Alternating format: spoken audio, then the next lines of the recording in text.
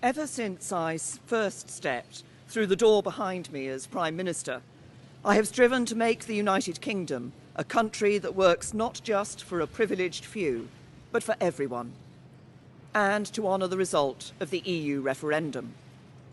Back in 2016, we gave the British people a choice.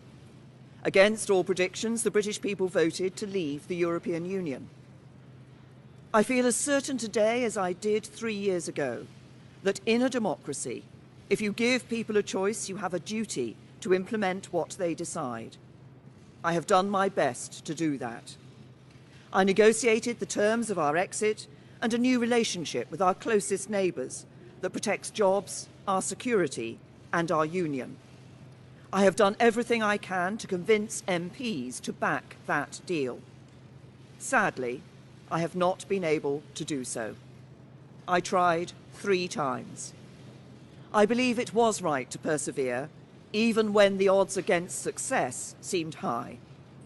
But it is now clear to me that it is in the best interests of the country for a new Prime Minister to lead that effort.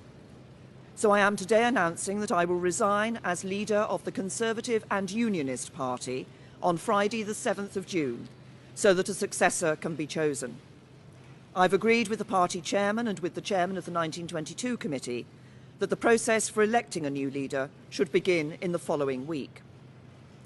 I have kept Her Majesty the Queen fully informed of my intentions, and I will continue to serve as her Prime Minister until the process has concluded.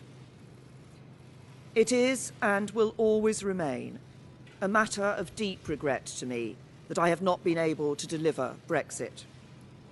It will be for my successor to seek a way forward that honours the result of the referendum. To succeed, he or she will have to find consensus in Parliament where I have not.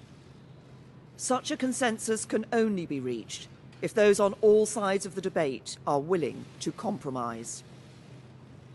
For many years, the great humanitarian Sir Nicholas Winton, who saved the lives of hundreds of children by arranging their evacuation from Nazi-occupied Czechoslovakia through the Kindertransport, was my constituent in Maidenhead.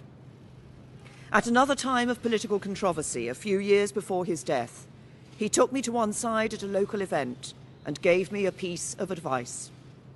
He said, "Never forget that compromise is not a dirty word. Life depends on compromise." He was right. As we strive to find the compromises we need in our politics, whether to deliver Brexit or to restore devolved government in Northern Ireland, we must remember what brought us here. Because the referendum was not just a call to leave the EU, but for profound change in our country. A call to make the United Kingdom a country that truly works for everyone. I'm proud of the progress we have made over the last 3 years. We have completed the work that David Cameron and George Osborne started. The deficit is almost eliminated.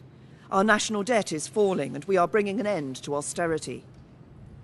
My focus has been on ensuring that the good jobs of the future will be created in communities across the whole country, not just in London and the South East, through our modern industrial strategy. We have helped more people than ever enjoy the security of a job. We are building more homes and helping first-time buyers onto the housing ladder, so young people can enjoy the opportunities their parents did. And we are protecting the environment, eliminating plastic waste, tackling climate change, and improving air quality. This is what a decent, moderate and patriotic Conservative government on the common ground of British politics can achieve, even as we tackle the biggest peacetime challenge any government has faced. I know that the Conservative Party can renew itself in the years ahead, that we can deliver Brexit and serve the British people with policies inspired by our values. Security, freedom and opportunity. Those values have guided me throughout my career. But the unique privilege of this office is to use this platform to give a voice to the voiceless, to fight the burning injustices that still scar our society. That is why I put proper funding for mental health at the heart of our NHS long-term plan. It's why I'm ending the postcode lottery for survivors of domestic abuse. It is why the race disparity audit and gender pay reporting are shining a light on inequality so it has nowhere to hide. And it is why I set up the independent public inquiry into the tragedy at Grenfell Tower, to search for the truth, so nothing like it can ever happen again, and so the people who lost their lives that night are never forgotten. Because this country is a union, not just a family of 4 nations, but a union of people, all of us. Whatever our background, the colour of our skin, or who we love, we stand together, and together we have a great future. Our politics may be under strain, but there is so much that is good about this country, so much to be proud of, so much to be optimistic about. I will shortly leave the job that it has been the honour of my life to hold. The second female Prime Minister, but certainly not the last. I do so with no ill will, but with enormous and enduring gratitude to have had the opportunity to serve the country I love.